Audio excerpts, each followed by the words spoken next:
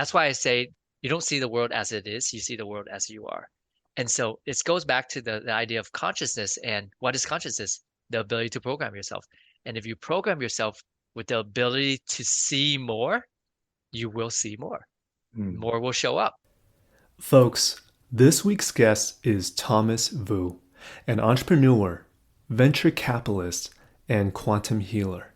From escaping a war-torn country as a child to manifesting an Emmy Award-winning animated show, it's astounding to hear how this spiritual entrepreneur manifests his life when he creates from his heart. You gotta hear Thomas's story. Let's cue the intro. Welcome to the Boom Vision Podcast, the show that empowers you to live an enriching life physically, mentally, and spiritually. I am your host, Benjamin Ye, and I created this podcast to give you perspectives on how to strengthen your mindset so that you can build optimal health, create aligned wealth, and connect with your higher self. It's all interconnected. Let's get to work. When you're going to change the world, don't ask for permission. This quote is by Viktor in the animated series Arcane. Welcome to episode 44 of the Boom Vision podcast. I am super excited to share today's interview with my new friend, Thomas Vu. I met Thomas through our mutual friend, Tian Mu, my guest in episode 36. Tian organized a dinner gathering towards the end of last year, and I happened to sit next to Thomas and his wife, Becca. And after getting to know Thomas, his story, his spiritual life journey, I invited Thomas to join me on this show because I knew you will all benefit from his wisdom. As a brief background, Thomas Vu is a game maker with over 20 years of experience in production and design, from franchises like The Sims, SimCity, and Spores at Electronic Arts, and League of Legends at Riot Games. He most recently won an Emmy for his work on the hit Netflix animated show Arcane. Today, he manages a number of VC funds making investments in games and AI. He currently resides in Southern California with his wife Rebecca and daughters Lauren and Kate. So without further ado, here's Thomas. Thomas Vu, welcome to the Boom Vision podcast. Thank you so much for joining us today. Extremely happy to be here, Ben, and should be a fun chat. Absolutely, man. I am so happy that it was Tian that actually connected us. I'd love to dive right in, Thomas. Love to hear your origin story. Where did it all start for you?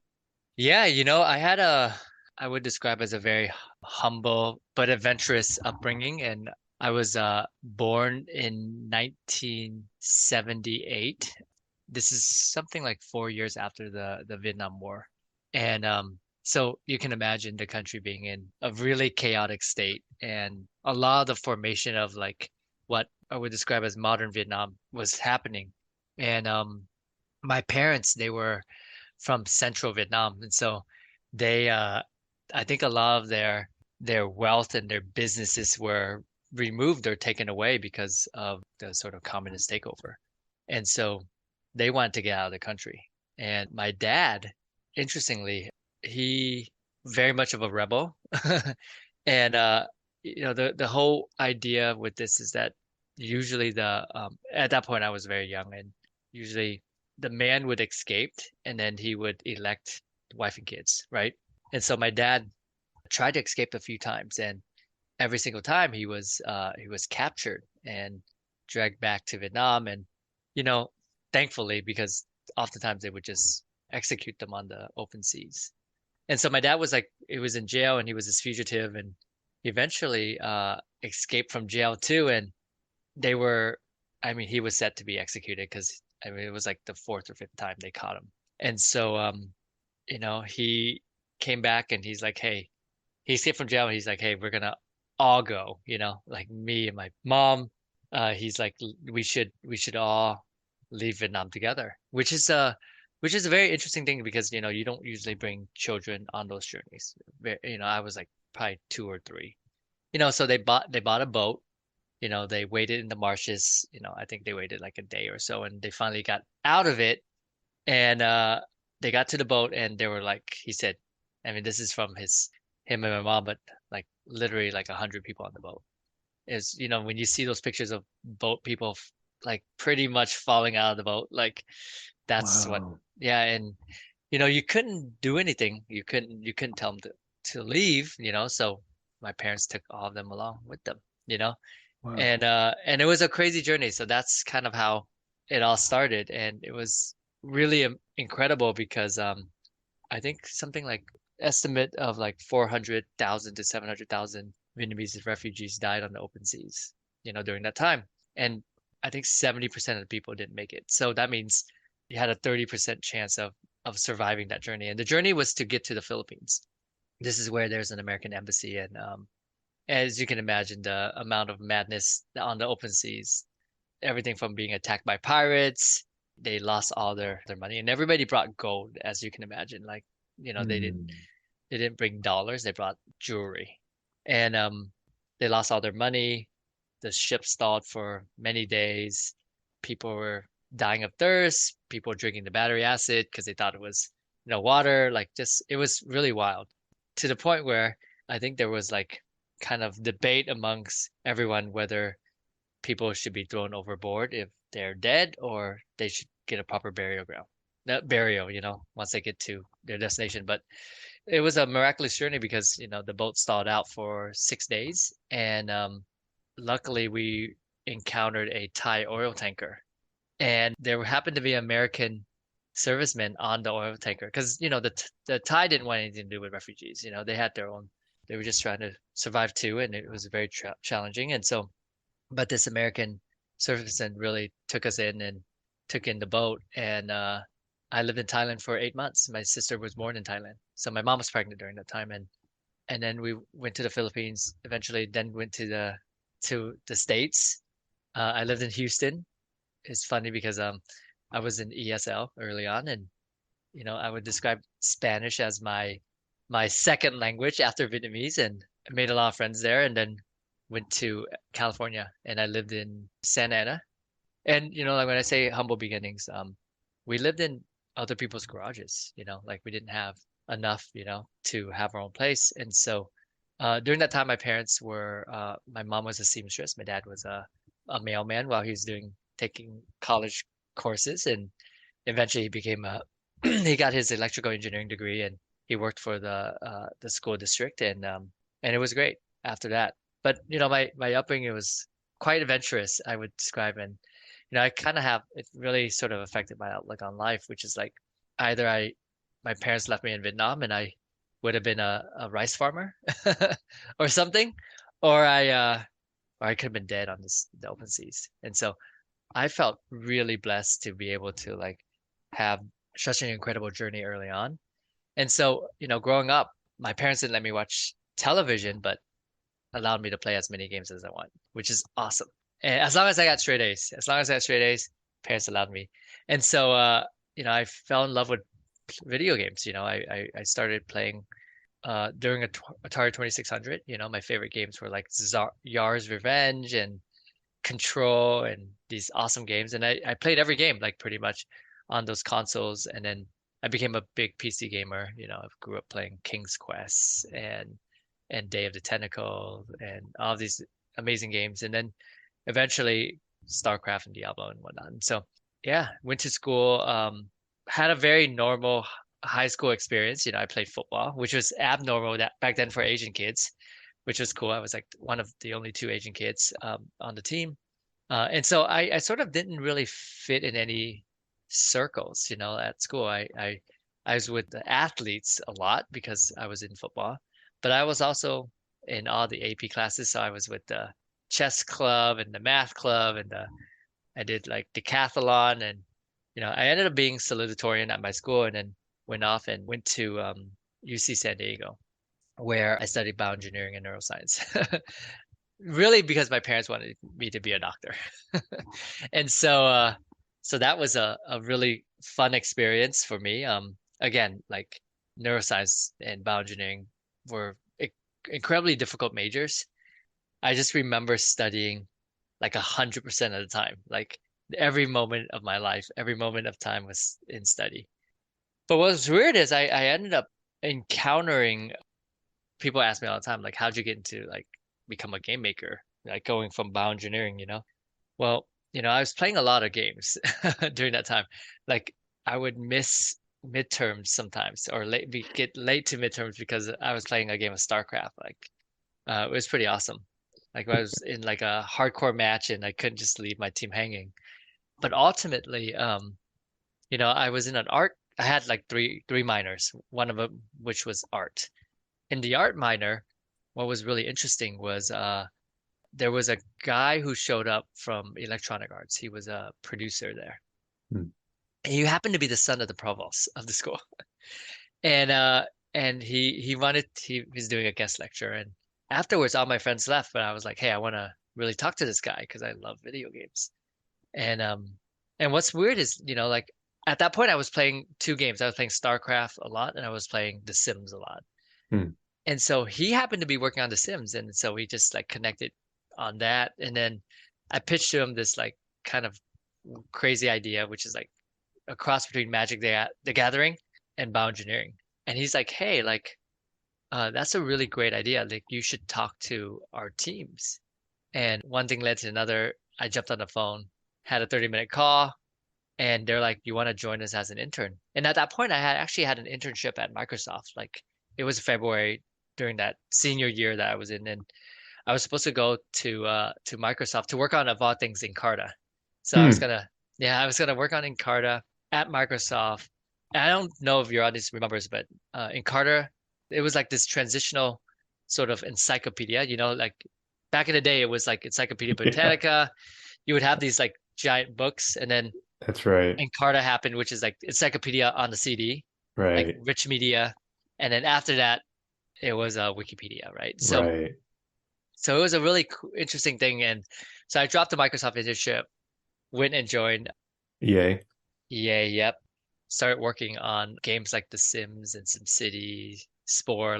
So I spent like 10 years at EA. I left for like 1 year or 2 years doing some like building a third party publishing sort of unit Hmm. for a company called Namco Bandai, and then came back to finish Spore. And I worked with a guy named Will Wright, who is like a famous designer. And so I learned a lot during those times. And then eventually made my way over to Riot Games, where I started when Riot was around. League of Legends was, I remember, 80 something people, like so still pretty small. I went to Riot to do R&D, to make new games projects, and eventually made my way over to League after like a few months in. Brandon, who was my good friend and manager, he was like, "Hey, like League really needs help. Can you go and lead a lot of the content, creative, and whatnot?" So I led a lot of the content and creative and game modes and design of that project. Really, like, when I first started, League of Legends looked like a indie game, and then over time, we built it out. And by the time I left League of Legends, like 400 plus people, and Hmm. it was like had 100 million active players. It was really amazing, that journey. So I got to touch everything at Riot, from esports to, I built a lot of the world's performances, KDA.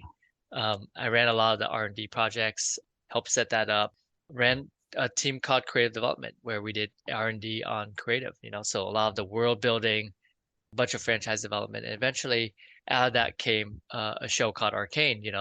Worked with a guy named Christian Link, and we partnered with and built out a studio called Fortiche in Paris.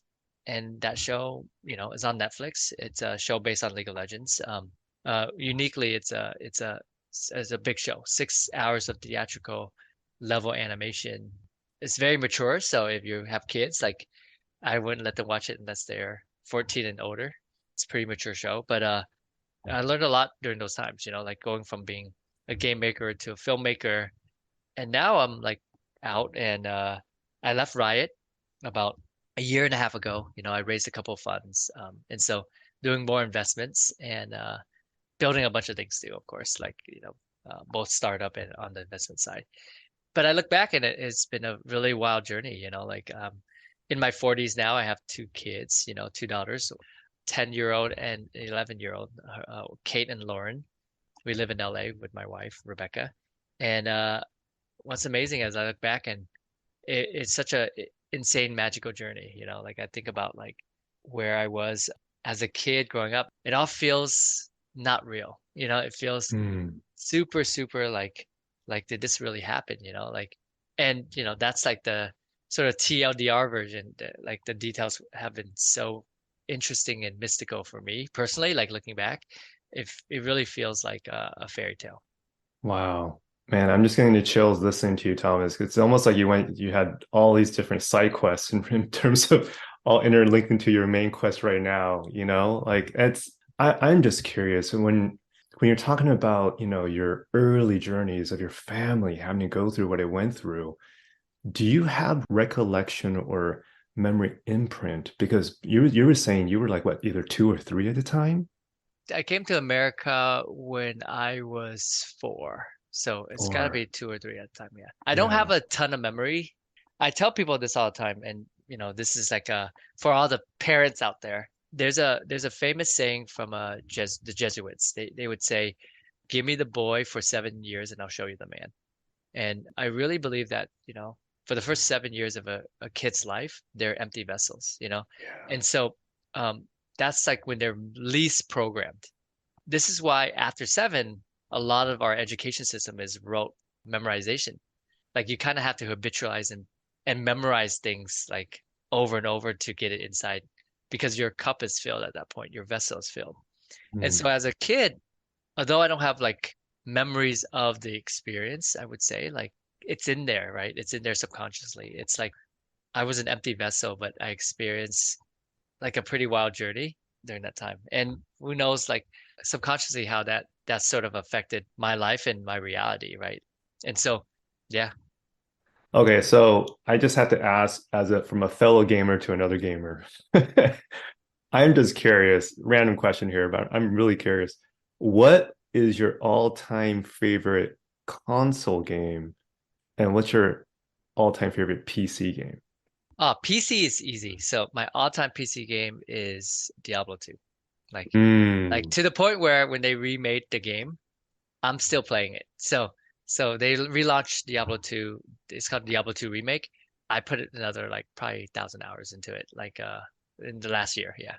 wow. So Okay. Okay. easy, easy. Yeah. Super easy. It's not the game I played the most, but it's my favorite. Like Yeah. the games I played the most were probably like League of Legends, Okay. naturally, and Sure. and World of Warcraft are probably the two games I played the most on the PC. Yeah. Although, like I have a very special place in my heart for StarCraft. Um, for console, it's actually a trickier question. I play a lot of console games, but having a favorite, there's so many. I think growing up, I'll use two phases because growing up, like let's call it like early console days. Like my favorite game probably is like the Zelda series, I would describe, Mm, like everything from Wind Waker to Link to the Past. Like I just love the Zelda games. I also love the Final Fantasy games. I grew up playing Final Fantasy 3, like original Final Fantasy 1, 2, and 3. So I played them all. And the Dragon Quest. So I love RPGs, growing up. And then as I got older, like my console gaming now, so many games are sort of cross-platform now. So it's hard to delineate between like what is which, right? Like, but I would say, more recently, like I've been really into console games that have a interesting sort of story nugget, like so I love Firewatch. I love games like Inside, games like Edith Finch, Gone Home. So a lot of these games are sort of like more indie-ish, I would describe, mm. but they're like beautiful story games. For the big budget games, I'll play everything from like God of War to Ghost of Tsushima. I still have weirdly Elden Ring ready to go, and I haven't dug into it. Like, it takes me a little while to really get into Souls type games, but that's my next game that I'm looking forward to. Yeah. For me, when it comes to console, because I never really crossed over as much to PC, but for console, I mean, because game also has a special place in my heart. And for me, it was Secret of Mana. Yes, yes. That because you were, it was just a different perspective when it comes to RPG. And just something just captivated me about that game where it's like, man, it's just a very unique experience at a time versus what traditionally if we see, call it Metroid or you know what I mean? Like you mentioned Zelda, you actually have a really interesting story about Legend of Zelda too, right? And I feel like that also planted an early seed with you, Oh perhaps yeah. in your gaming. Do you mind sharing a little bit about Yeah, why happy that to. game's so Yeah. special? Yeah. And real quickly about your Secret of Mana, like Secret of Mana, I love Secret of Mana. Like Chrono Trigger and Secret of Mana are two of my favorite sort of like games in that Yeah. kind of area. Right. And I describe those as like hybrid ARPGs because you're like actively fighting, not like it's not taking to another screen, it's not like turn-based. Right. And what's unique about Secret of Mana, I think was awesome at the time is you control multiple characters. That's And right. actually other people could jump in and control characters too, which is dope. Yeah. Quite an innovation back in the day. Hmm. Like my Zelda story is interesting because, like my parents didn't know very much about video games. They always found it very curious how much I love video games. And so the one rule in the household was like I had to get straight A's. Otherwise, no video games, you know? Yeah. Um, Me too, by the way. and yeah, and my parents, what's funny is they were really busy, as you can imagine. They worked full time, and so in many ways, my education was through video games. Hmm. But the fun story was one day my mom came home, and she, at that point she was doing like hair and nails, and she brought home a the original Legend of Zelda, which is like a back then it was a gold cartridge, which is really That's right. dope. Like Yeah. and if you can find one now, they're actually pretty valuable. They're collectibles at this point. But back then it was wild because this is like in the 80s. That cartridge was $80. Like even games today are like between 60 and $70, like full Yeah. games. And Right. that game was $80, which if you think about it, like with inflation, it's like in the few hundreds. I think it's like 200, $300 now, Yeah. which is like pretty impressive and she said, her story and it's funny, I haven't asked her about it. I should go back and ask her, but she was like, a friend of mine said this is a game that I should get for you. And so of course like it blew my mind, and thankfully I probably defined me in a bunch of different ways because Legend of Zelda is one of my favorite games of all time for sure. Yeah. Man, I'm just getting the body chills. It's probably your guardian angels kind of help that nudge and that seed. Yeah, like it's like, hey, you're gonna do something big in games, and I think, universally, like games are such a interesting medium, and we can go into that too, but Yeah. as a game maker for a long time, it's like the closest thing to a second reality, right? Because Yeah. unlike books and film, you are in control. You interact with it. It's like this kind of like tension between like free will and destiny. Is it Yeah. faith or is it free will? Or is it both? Or is it some combination? It's a Mm. interesting cerebral way to think about like, what a game is and why, our collective consciousness creates this medium for us to experience it. Yeah. It's so interesting because as I'm listening to you talk and just feeling the energy, Thomas, there's this old movie. I don't know if you've ever seen this called The 13th Floor. Yes, I've seen it. Yeah. Yeah. And It's it's actually a really good sci-fi movie. It was more of an indie film, right? So I don't want to spoil the movie for anyone that hasn't seen it yet, but it's just interesting how when you're talking about that, it reminds me of that movie. You know what I mean? I think you know what I'm trying to say with that, yeah, right? yeah. Yeah, of Yeah. course. But knowing you, Thomas, just knowing your energy, it just feels like your life has always just been in flow. And so I'm curious, what does being in flow mean to you? Right? Like, and in terms of just breaking that down, like, what's your relationship with the words energy and spirituality? Did you understand that growing up, or what happened during your life that actually gave you that aha moment or a new relationship with those words?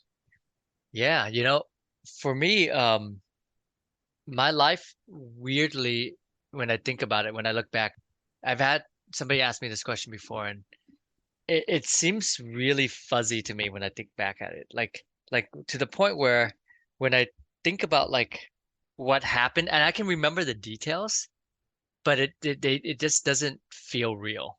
And for me, that's always been an indicator for me that sort of like this idea that the past doesn't exist, it just doesn't feel real to me. And I oftentimes get these like, we all get deja vu, we all I get that, but I also get the experience of like seeing myself third person. Like sometimes I'll just be out of my body looking at myself, which is like a video game, like in a weird way, like you're playing a third person video game. And it's like, in the ancient traditions, there's this idea of the soul, you are not you, you are the soul, and this body is just a vehicle. It's like a car.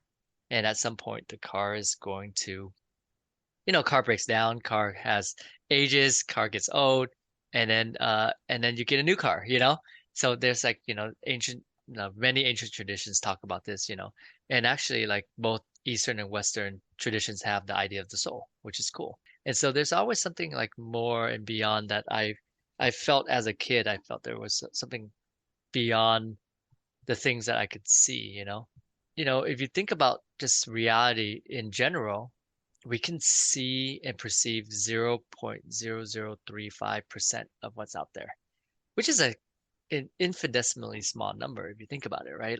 Hmm. Like your visual spectrum can experience only so much. And so what's the rest out there, And so growing up, I was reading a lot of books. I was a total bookworm. I'm still a voracious reader. And I'll read everything from the mystics from the 1920s. Pretty much have read most of the religious texts out there. And it really, in many ways, defined sort of my world perspective. The more I get into it, the more the world feels more interesting and mystical. Now, the question about flow is I've always had this challenge between balancing between like what I would describe as the 3D and the 5D, and oftentimes I think for us as professionals and entrepreneurs, and it's very easy to fall into the trap of like, oh my God, like I'm going to act upon the physical reality, the 3D reality, the material reality to get what I need or I want, right? And I think the idea of flow for me has always been like what I found later on in my life after many, many mistakes. Letting go oftentimes is the answer, like letting go. Somehow Hmm. the universe, call it God, call it source, whatever, whatever your sort of idea of what it is meets you halfway, And so there's a very famous idea in China called, I think it's called Wu Wei, which is like this idea that it's way better to sail than to roll. And so in life, we oftentimes roll to where we need to go, and that's like forceful. That's like energetic. Like you have to use a lot of energy to get anywhere you want. But if you know how to sail, you can get to the same place like pretty effortlessly, you know? And Hmm. effortlessly isn't no effort, it's just less effort, right? And Right. so to me, being a flow is like exerting way less effort and knowing, having a faith and belief that God and the universe is going to meet you halfway. It's going to get you where you need to be. And once I start doing that a lot more, the miracles start showing up in ways that I couldn't explain. And Yeah. so that just shows me that how everything is much more synchronistic than coincidence. Like Yeah. I used to describe things that happen in my life as being coincidence. Like I'm like, oh, that's like a weird coincidence. Hmm. And then when this stuff started happening, where what are the chances? I knew it wasn't coincidence. I knew it was something else, a higher power, a faith, a belief, a manifestation. And there's been countless things. And once you're aware of it, and that's what I think the sort of path towards consciousness is, people ask me, I was like, what does it mean to be conscious? For me, being conscious is two things. One is to be aware of what's happening, right? Because most people are just like on cruise control. They're not even aware. They don't even, and there's a famous quote from Gurdjieff, which is like, if you don't know that you're in a prison, you can't ever get free. If you don't know that Hmm. you're in a prison, how can you get out of it? Because you think that's just normal, right? And so one, to be aware, so to know what's happening and to know that you're in a program, a prison, and everything in this world is programming you. Like the TV's programming you, your music's programming you, your friends are programming you, your you know, like your parents, your work, everything that you interact with is programming you to be in some state of mind, to be in a prison. And to be conscious is to program yourself. That's all consciousness is the ability to program yourself with your own Mm. program. And so people who have the awakening, like or Neo in the Matrix, Neo just learned how to program himself. He was aware that he was in a prison and then he programmed himself. And so the question that we all think about when I think about spirituality or any of this stuff is like, and again, there's no right or wrong. Like some people are like, hey, I want to be in this program and I'm perfectly happy. Cypher in the Matrix is in the program. He got out of the program. He's like, no, I got to get back in. That's fine too. And so the question is like, how do you want to program yourself? What are the things that you want to interact with? Yeah. And as you raise your consciousness, you raise your vibration. There's a adage, proverb back in the day, when the student is ready, the teacher appears. So when you're ready and you're aware enough, the teachers will appear and the teachers will give you insight. And then you get to decide, do you want to program yourself with that teaching or do you want to go back to where you're at? So that's kind of how I think about that whole thing. Yeah.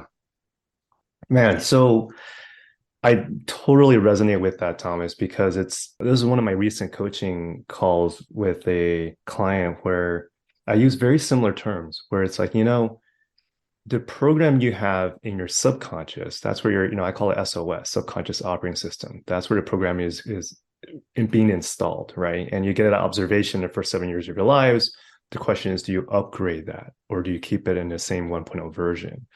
And it's like, you might have a vision of what you want to do in life, or you're still trying to figure out, what that purpose is for you, but your programming might still be in like Voltron, right? Might still be in, old school Java. But hey, if you upgrade to C++, different programming language, that might serve you better.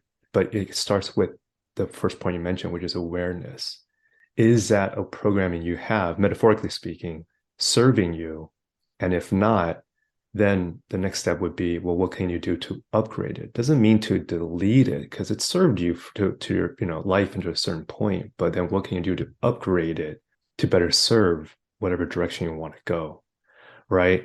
But I want to go back to what you mentioned about there had countless times of understanding this point and then finally being able to let go, surrender, and go into flow. Can you give an example of some time in your life that you're like, oh wow, when I surrendered, it actually does work and it made you change your perspective in life on how you operate?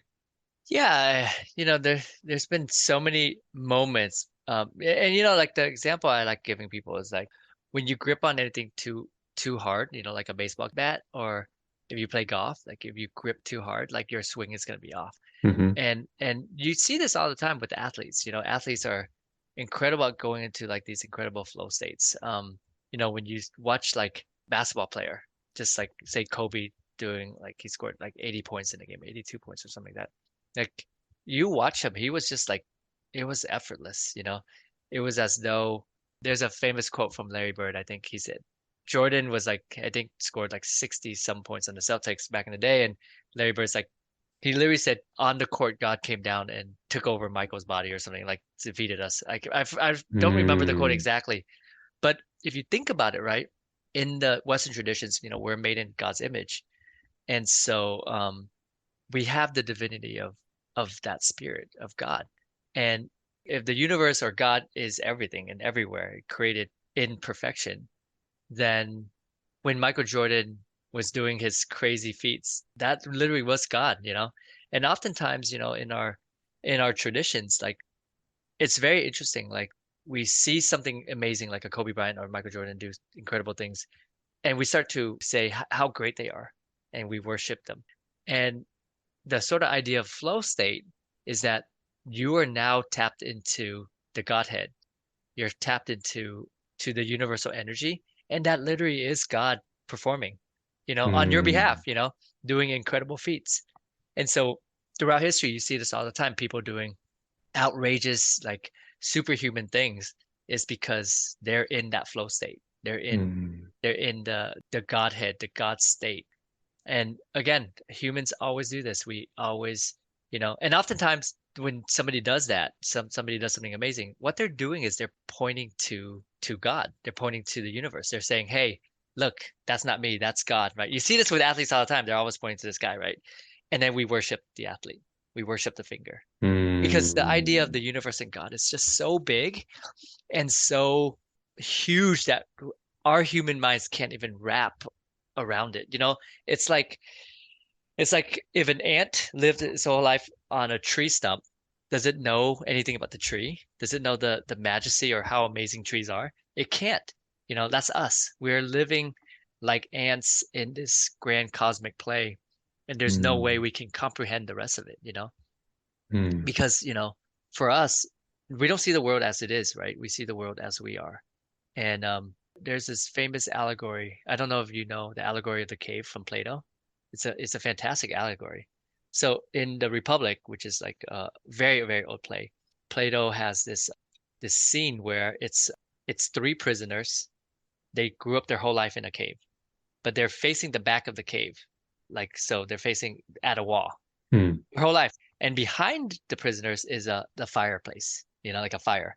And so what happens is they can just see the shadows on the wall because they lived their whole life just looking at the wall from when they were born and they were chained to it. So they can't turn around. They can see the shadows on Mm. the wall. They think that's real. They're like, oh my gosh, that's their whole reality. It's real. And so one day, one of the prisoners, he escapes. He just somehow gets loose and he walks out of the cave and he's like, holy, those shadows are of like horses that were riding by, that there's a sun in the sky. There's like people with baskets on their head walking by water. And he's like, oh my God, the shadows on the wall are just shadows on the wall. They're not, you know? So he goes back in the cave and he's like, yo, guys, like what you think is your reality is completely not. It's just a reflection, a Mm. a mirror, a shadow on the wall of like horses. And he starts describing the sun and he describes all this stuff. And they're like, dude, you're nuts. You're freaking nuts. Like what we see is what it is. You can't tell us there's anything else. And he's like, no, no, I'm telling you. And he starts to try to unchain them. He's like, I'll show you. Come out. So he starts to unchain them. He drags them out of the cave and they don't like that and they kill him. Wow. They're like, no, our reality is because people have a really hard time of they're so comfortable in their reality that anything that challenges it, even if it's the truth, is threatening to them. And so Yeah. ultimately for me, it's like there's so much more to our world. There's so much more to our reality, our universe. And the awareness, like being in flow, like that's where we were going. Yeah. Being in flow and the awareness is like such a huge part of it. And once I realized that there's so much more that I don't understand, Yeah. and the intellectual man has the biggest challenge because he knows too much. He thinks he knows it all, so he can't learn anymore. And for me, I just went back to being a student all the time, just knowing that I don't know. And the more I start to realize and become aware, the more things came, the teachers came. And so, I have examples of like these mystical experiences, but essentially like oftentimes I guess an example would be, when I was a kid, I had two things I wanted to do. One was I wanted to work for NASA. And I remember very vividly thinking like, hey, if it was funny because as a kid, I don't know how this thought came to me, but I said, if my parents were astronauts and not immigrants from Vietnam, it's very likely that I would be an astronaut. It's within my reality, right? Mm. But because I was a kid that was a refugee from Iran, the idea of being an astronaut was so far out there. Like I didn't Mm. know even how to approach it. But if my parents were, I'd be like, oh, of course, that's possible. I can walk on the moon one day, no problem. And I remember thinking about that a lot, and I'm like, wow, like if my circumstances were that different, but what's the difference between my parents being an astronaut and just a mindset of me believing that I could be an astronaut? It really was like that cut and clean for me. Yeah. And then when I was in university, I ended up meeting. Sally Ride, who was the first female astronaut, and then I ended up working for her. So No in my way. last year and a half at college, I worked for Sally Ride, and I worked on a NASA grant and mission control.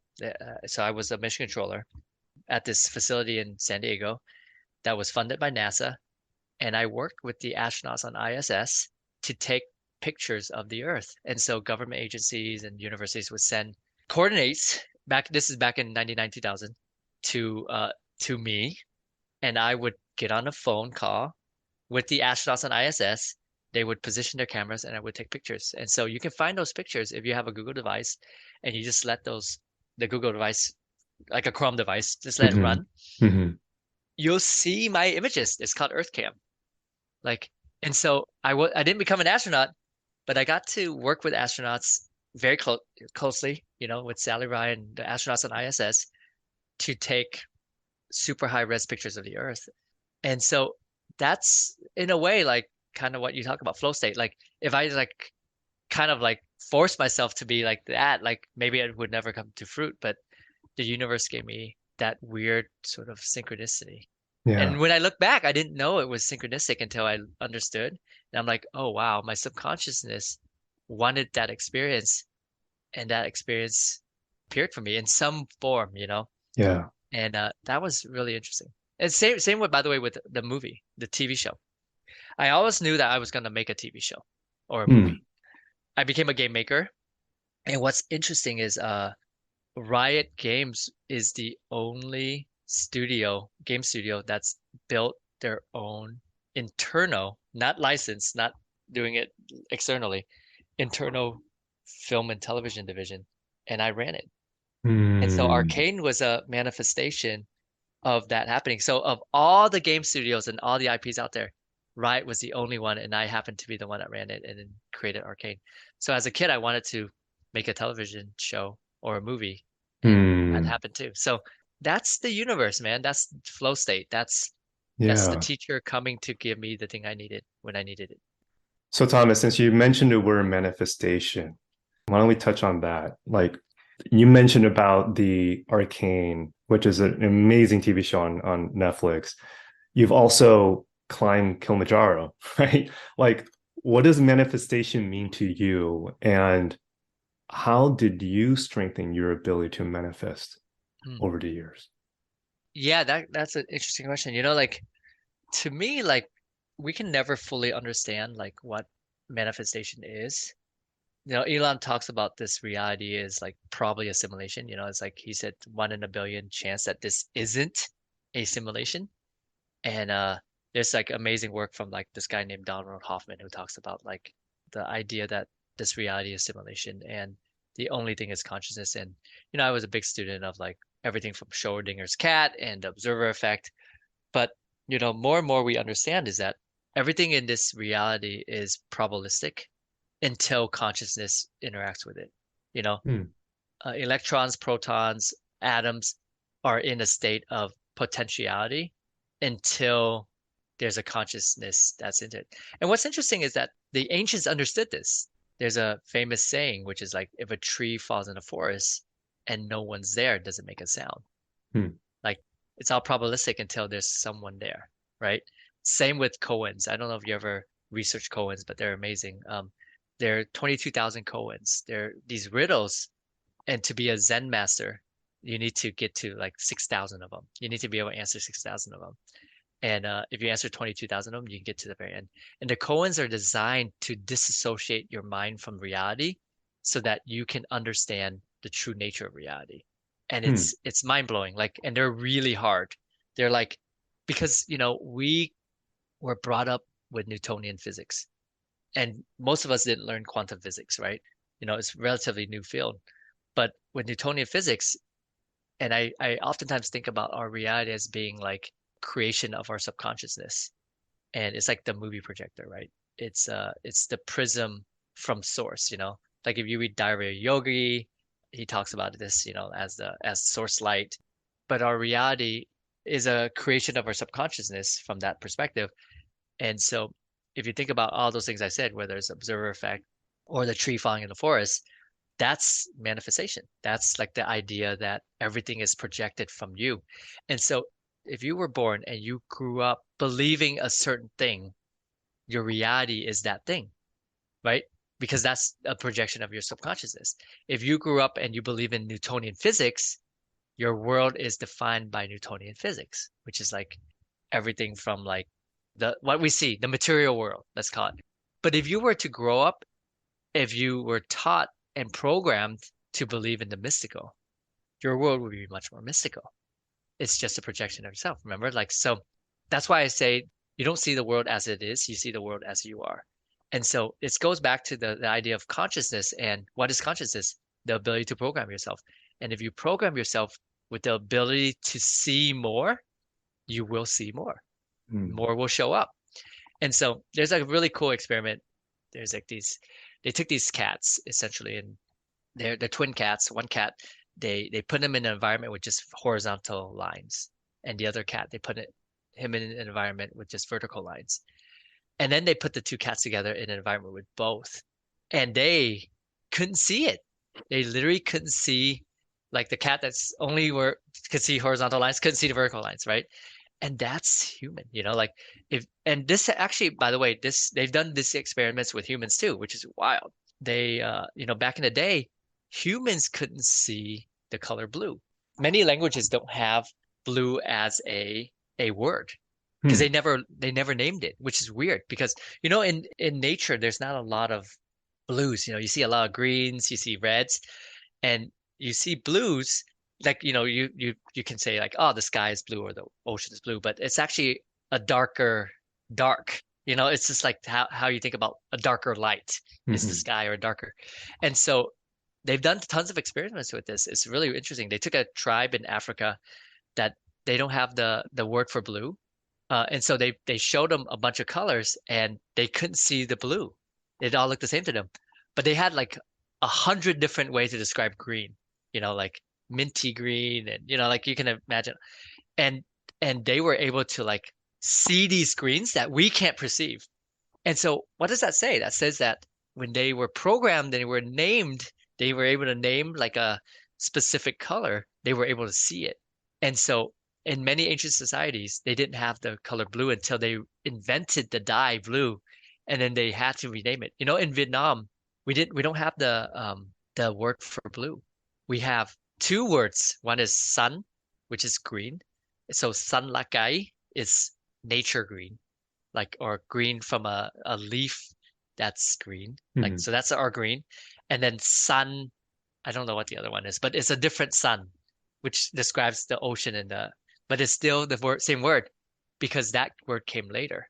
And so Oh, it's, but it's a really good example of like everything's been created, everything's out in the universe. yeah, You can't see it until you're programmed to see it. And right. the only way to program is either by your environment, your family and friends, or whatever it is. And so Donald Hoffman, he has a great theory on this, which he's a neuroscientist from UC Irvine, has a great book called The Case Against Reality.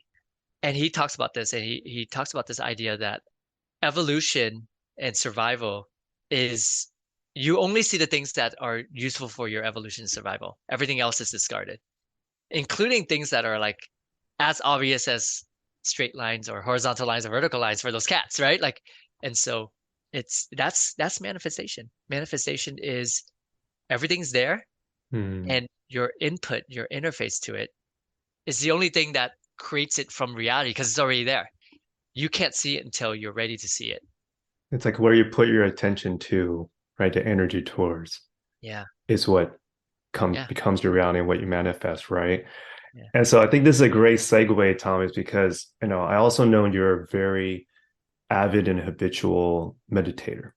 And it's interesting because this past couple of weekends ago, we had a parent teacher meeting, and it was for my son's class. And the teacher was describing how like you mentioned before, first 7 years they're just like sponge. They're absorbing a lot of the programming. And in early childhood, it's like you're learning how to read, and then once you get to that level, now you're really reading to learn.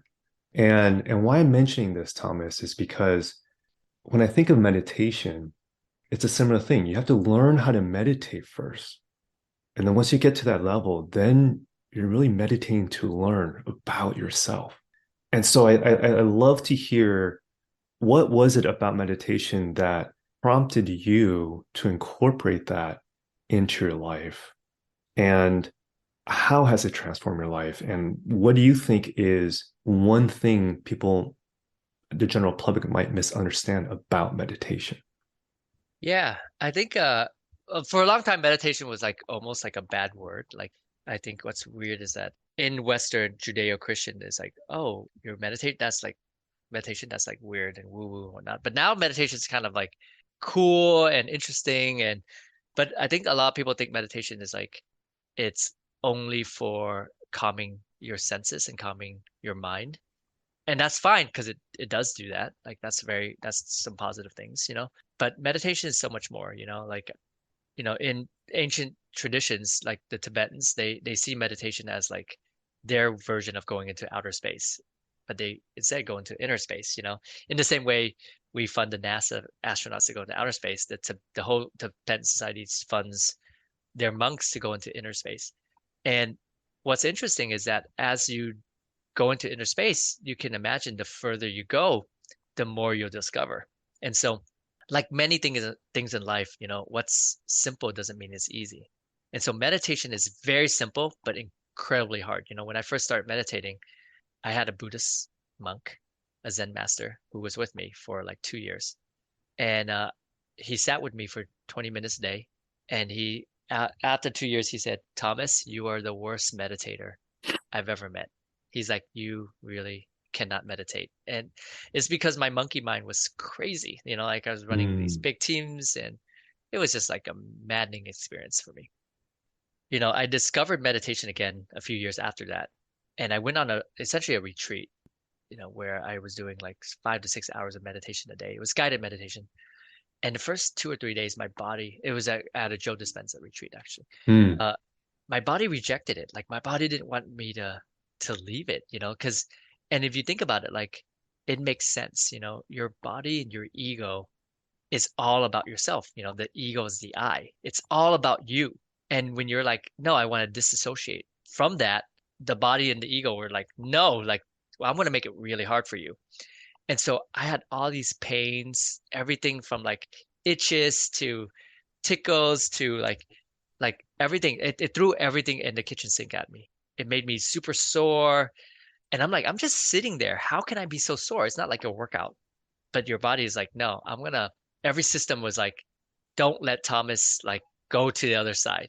Like, you know, Eckhart Tolle has a great line, you know, great quote for this. He said, who are you? You are not your thoughts. You are the one observing your thoughts. And I love that quote because it's like sometimes you get a thought and you're like, where did that come from? Why did I think that? And once you realize that that's not you, that's your ego, you know, and your ego does a lot of things. It blames other people. It's just trying to protect you, you know. It's not your fault, it's their fault.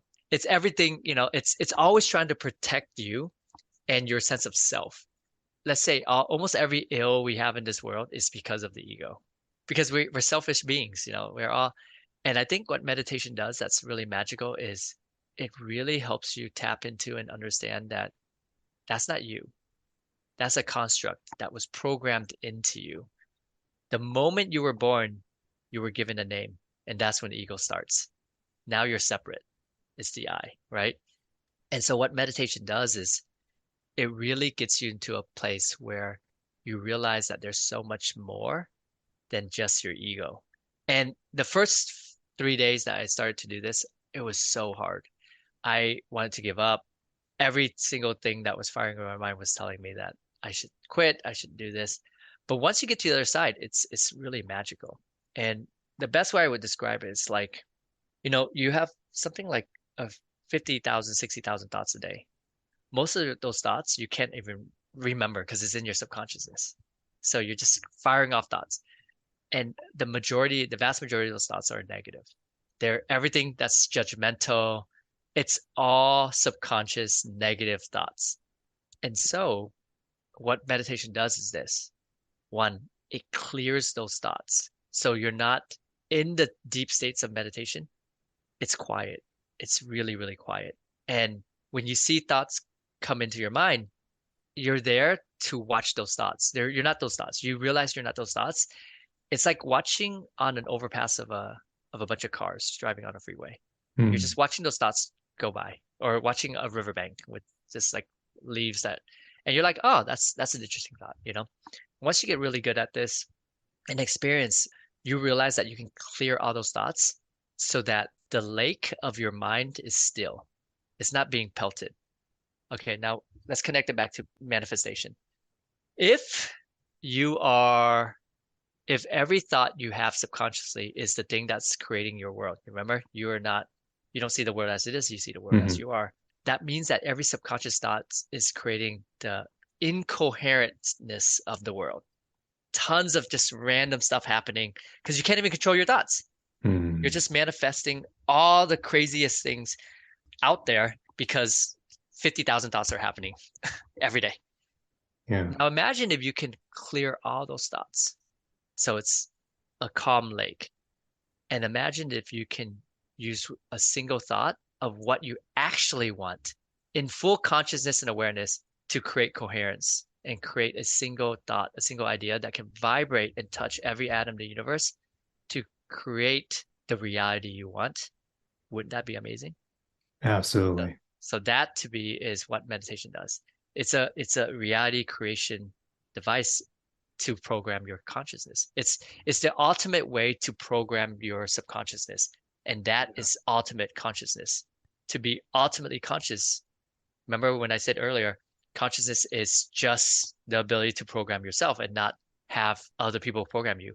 So in aggregate, in summary, your subconsciousness, 50,000 thoughts programmed by other people that you're unaware of. Meditation is the ability to program yourself with full Yeah. consciousness of what you want. And there's no Yeah. right or wrong, by the way. It's just is. Yep.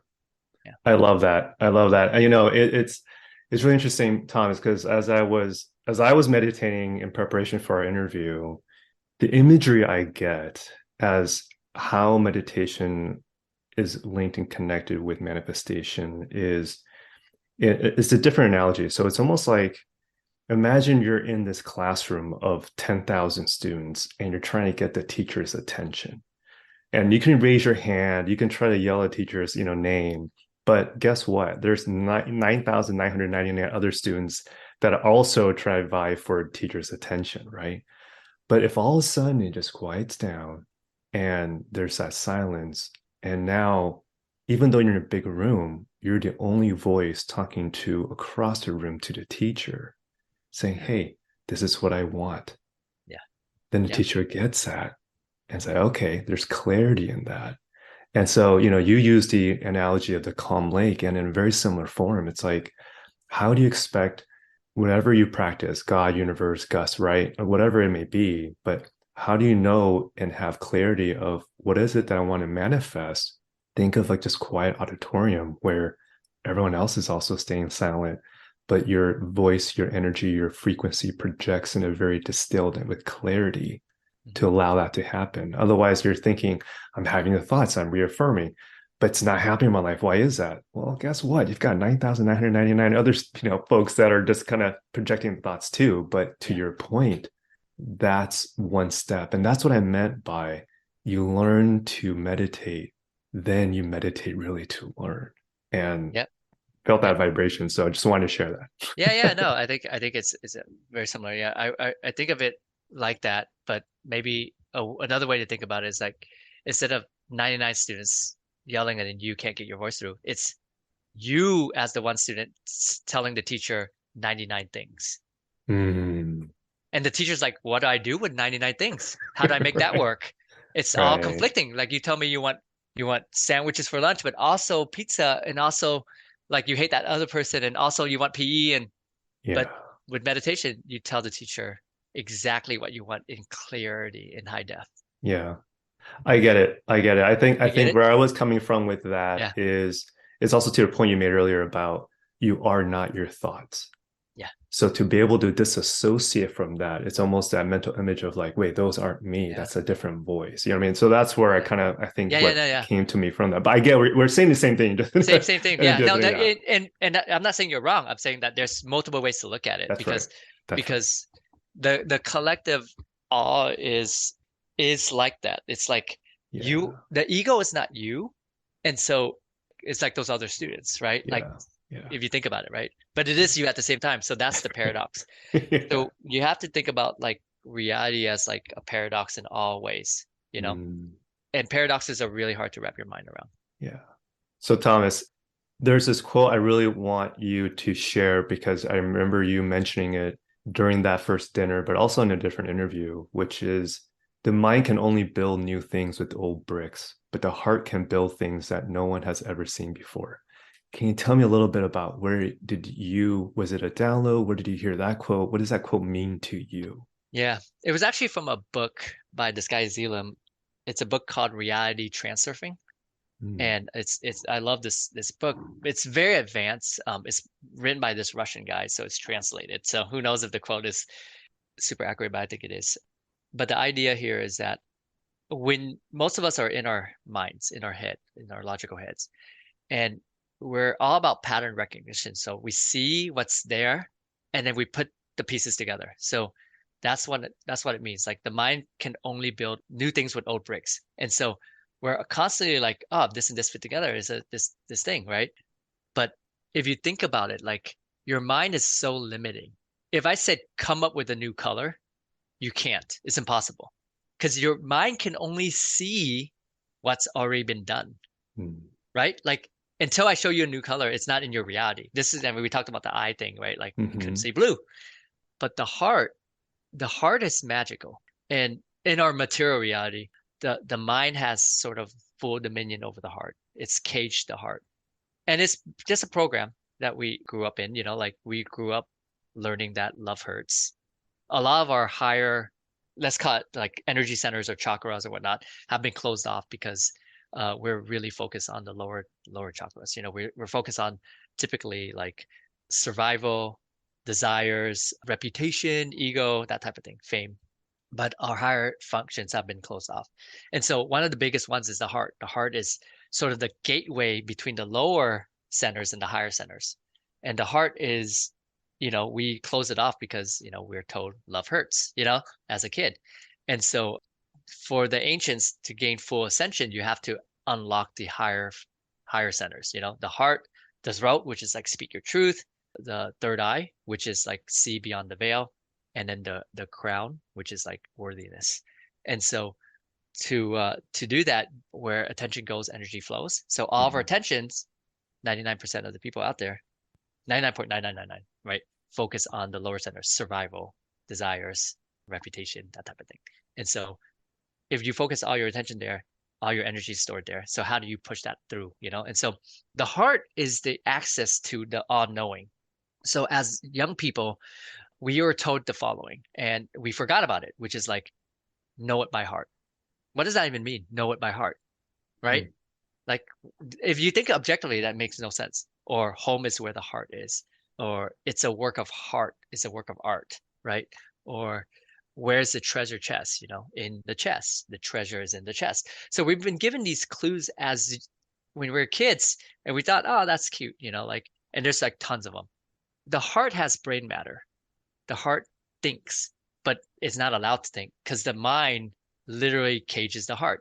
And mm, so when your heart can think and your head or your mind can feel, you've hit coherence. This is the ancient principle of like the yin and yang. The yang is very mind and logic. We live in a very yang world. Yin is the heart and the yang is the head. And so when those two come together in perfect harmony, that's when you get magic. And so mm. the heart just knows, like, how often do you meet someone and you're like, oh, I just know. Like you just have a good feeling about them. Like we call it gut instinct, we call it like a Yeah. feeling, a sixth sense. That's your heart. But your heart is oftentimes regulated to like the secondary thing. And we use our logic and it served us for a long time, like evolution, right? Survival. Like if I see a saber-tooth tiger, I'm gonna be like, yo, My mind's like, let's get to safety, right? But the masters all understood this. And so all great art, great heart, right? Great pieces of, you look at like Beethoven's Ninth, you look at all of those are from the heart. Like when anything is created from the heart, it's an all-knowing, all-understanding, and it comes out of a place of the ether. People, like you look at great discoveries, like Nicholas Tesla talks about this, like he got this information from somewhere. Let's call it like, in the sort of ancient Vedics, they'll call it like the Akashic record, the Akasha, the space. Same with Einstein with his theory of relativity. And you'll just see like all these like and you look at it, they're like, where did it come from? Oh, from a dream or from like somewhere, like from the ether. They don't know, right? And so it just emerges, the heart emerges. And so, going back to the idea of flow, when I open my heart and I'm able to get coherence between my heart and my mind, a lot of the flow came. Like it's as though I was like running with one leg or fighting with one arm tied behind my back. It was like I was forcing it. When I learned that there's this yin and yang, this coherence, this combination, everything sort of appeared and manifested beautifully. And I just knew that what I needed will show up at the right time for me. I didn't Yeah. need to force it. Yeah. That's beautiful.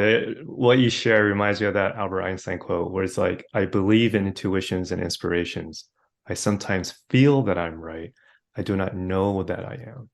And it just goes to what you were saying about, yeah, when you activate and start leaning into your heart rather than your mind and consciousness, it opens a very different gateway to be able to access of this knowing. And I just have a side story I just want to share, because I didn't grow up with understanding the word of intuition or going with your gut feeling or, feeling with your emotions, right? But now, if we're driving, I drop off my kids in the morning and sometimes, they'll be backed up in one specific like stop sign. And I always ask, both my kids every now and then, it's like, hey, what does your intuition tell you? What is it, and whatever they say, hey, Dad, I think you need to make a left here or right here. I won't even let my conscious mind react to that. Say, okay. And then as long as it's safe, I just do it because I want them to start training early on of what does it mean to follow your gut feeling and everything? Because that was not language and programming I grew up with, and it's like, I don't want to have to for them a couple of decades later to have to learn that, right? The kind of hard way. It just goes to what you're saying. Yeah, I 100% resonate with that quote of, yeah, it just, if you can lean in and start listening to your heart and before your conscious mind even reacts to it, right? And Yeah. it goes to believing seeing. It's not seeing as believing. Yeah. The heart, Um, the heart is just faith, like, yeah. and that's, in the Bible, they talk about like, if your faith is as large as a mustard seed, you can tell a mountain to throw itself in the ocean and it will, and that's just the heart. The heart is Mm, faith. The heart is knowing. The heart is no doubts, right? yeah.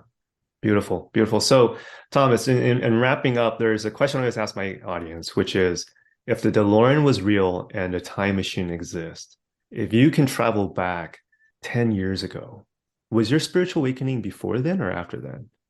Was it After. I mean, I've after? always Okay. felt something more, and I've always been, but it's like back when I was younger, I would read these books and I knew that there was more, but I couldn't process it. I couldn't, the Hmm. words had different meaning because I wasn't ready for it.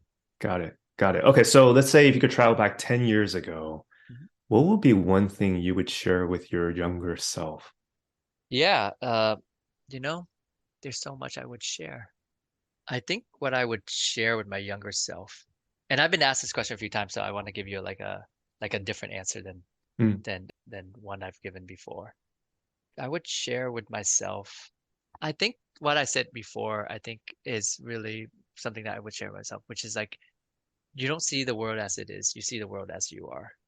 And to Hmm. me, that quote connects all the dots to everything we talked about, which is like your own sense of self and how you approach the world and the programming that you do on yourself is what really ultimately matters.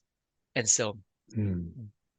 stop trying so hard to change the world. Stop trying so hard to change other people.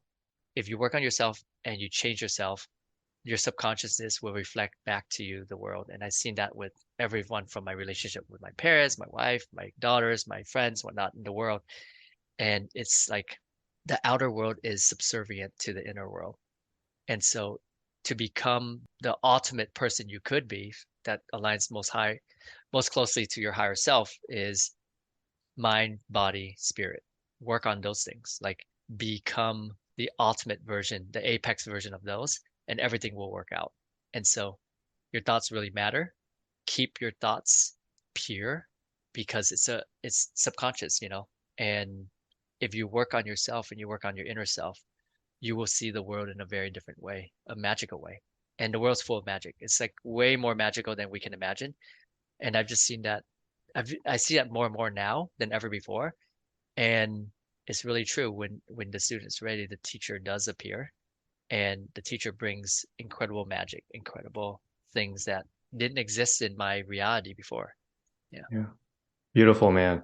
Thank you. Thank you. So the last question, Thomas, is where can our listeners find you? I'm not on social media, Oh, okay. Yeah. You can't actually find me. All right. You literally cannot find me. Like I'm like it's just not I have a Twitter account, but I don't post anything. It's just Yeah, like it's just used for you have to have an account to like read got things on it. Twitter. And so So how about this? Let me reframe the question then. What is one last thing you would like to impart with the audience as we're wrapping up for today? the last thing I would say to the audience is that we're all made in the image of the creator of the universe of God. Your atoms have never been destroyed. This is why they say, oh, you're made of stardust. Atoms cannot be destroyed. So what's inside of you is as old as the universe, as old as creation. You were there at the beginning of the Big Bang. And so I would tell the audience and I tell people who are on this path all the time when they're lost, it's like, you just forgot that you have infinite power. The love story is the one becoming two for the joy of becoming one again. This was like told by a Kabbalist that I thought was a fascinating way to look at life. You're just remembering your gifts, your abilities, your ability to create this universe. And you're here just to have this experience and remembering that you have full agency to go and create. You just forgot. And now it's, time to wake up and remember that you have that gift. You have the divinity of God. So Beautiful, man. Well said. And I just want to thank you again, Thomas. I appreciate the wisdom and the energy and light you brought to this interview. And thank you so much for coming on our show. absolutely glad to be on the show and to share some of this knowledge. I'm called more and more to speak that truth, as I unlock my throat chakra, and see beyond the veil. And so the more that I can share this, and hopefully it resonates with people and they get a lot out of it. So, Fantastic. Thank you, Thomas. all right, Ben, always a pleasure. Take care. Man, I hope you enjoyed that as much as I did. There is so many nuggets of wisdom that Thomas shared in our interview. The one takeaway I want to highlight is this, and it's that quote from Vadim Zeland in his book Reality Transurfing. The mind can only build new things with old bricks, but the heart can build things that no one has ever seen before. If you nurture the practice of creating from your heart rather than from your mind, you can truly create magic. If you enjoyed today's interview, share this episode with someone who you feel can resonate with Thomas's story and insights. If you haven't already, please hit that subscribe button if you want to thrive together. Until next time, folks, be kind to yourself. Be in the light. Be you. Thank you so much for tuning in to my Boom Vision podcast. If you'd like to find out more about me and this podcast, head over to benjaminyeh.com. That's spelled BenjaminYeh.com. If you haven't already, click subscribe and I'll catch you next time.